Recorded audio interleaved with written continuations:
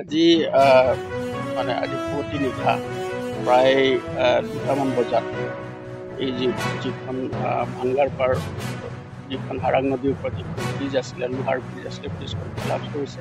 ইয়াৰ গাড়ী দুখনৰ তলত পৰি গৈছে আৰু আমি লগে লগে ইয়াত আহিছোঁ। আহি ইয়াৰ যি ৰেস্কিউ অপাৰেশ্যন আছে সেইখিনি আমি কৰিছোঁ আৰু ইয়াৰ যি অল্টাৰনেটিভ ব্যৱস্থা ল'ব লাগে মাননীয় DC মহোদয়ো আহি আছে, আমি সেইটো আলোচনা কৰিছোঁ। আৰু ছাইডেদি এটা ৰাস্তা আছে, আমি নিজে ৰাস্তাটো ৰাতি গৈ চাইছোঁ।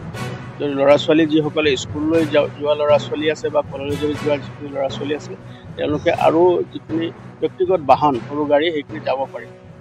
গতিকে এই যিখন ব্ৰিজ এতিয়া ইয়াত কলাপছ হৈ গৈছে, পৰি গৈছে, গতিকে ইয়াৰ যিটো ব্যৱস্থা আছে যাতে ইয়াত কোনো ধৰণৰ অসুবিধা নহয়, এতিয়াতো ৰাস্তাটো সম্পূৰ্ণৰূপে বন্ধ হৈ গৈছে আৰু সেইকাৰণে আমি ইয়াত ব্যৱস্থা গ্ৰহণ কৰিছোঁ। তাৰ লগত DC মহোদয়ো আহি আছে, আমি গোটেইটো আলোচনা কৰি তাৰ কাৰণে যি বিহিত ব্যৱস্থা ল'ব লাগে আৰু ৰাইজৰ সুবিধাৰ কাৰণে যিখিনি কৰিব লাগে সেইখিনি আমি আমার নাম মহিউদ্দিন লস্কর। এই দেখুন ব্রিজটাই আমরা গত 2 বছর প্রবলেম দেওয়ার কারণে মাঝখানো রিপেয়ারিং করেছে, কিন্তু বডিটা রিপেয়ারিং করেছে। সামনে যে জায়গাতে অ্যাক্সিডেন্ট হয়েছে এই জায়গায় এখানে দেখাও যার ওভারলোডের কারণে। এটা প্রত্যক্ষদর্শী যত মানুষ আইব, আগুয়া মানুষ আইলেও কইব যে এটা ওভারলোডের কারণে সিটিং ছিড়িয়া গেছে কি। গতিকে সবচেয়ে বড় আমি দায়ী করবো যাতে এখানে লেখা আছে 40 টন, এখানে একসাথে দুইটা গাড়ি 120 টন 30 টন উঠলো, যার কারণে এটা ঘটনা ঘটে।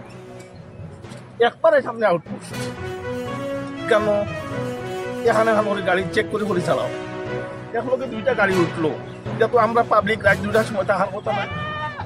গতিকে আমি অনুরোধ করবো প্রতি সপ্তাহে এখানে একটা দুলন ভুল দেবো, যাতে বাইক যাইতে পারে, স্কুলের ছাত্রছাত্রী যাইতে পারে।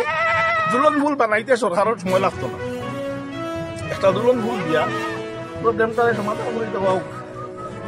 কেন SDRF নৌকা দেওয়া হয়েছে, ইটা সামান্য ইটা তারা বড় ধরনের অ্যাক্সিডেন্ট হওয়ার সম্ভাবনা। গতিকে আমি অনুরোধ করবো এই দেশর খাদ্যদ্রব্যতেই শুরু করিয়া প্রত্যেকটা জিনিসের দাম ঊর্ধ্বগতি হইব। খালাইন থাকি একটা গাড়ি আইয়া ওদিকে বহুত রইয়া ঘুরিয়া শিলচর ঘুরিয়া বাড়াই। গতিকে ছাত্রছাত্রীর কথা বিবেচনাত রাখিয়া, ব্যবসায়ীর কথা বিবেচনাত রাখিয়া প্রতি সত্তরে একটা দুলনমূলক ব্যবস্থা করে দেওয়া হোক। আর নিরপেক্ষ একটা তদন্ত কমিটি গঠন করা হোক। এই ঘটনা ঘটল কেন, উপযুক্ত যারা শাস্তি পাইবার যোগ্য তারা শাস্তি পাইবার লাগে আমি অনুরোধ, প্রশাসনের শাস্তি। ধন্যবাদ।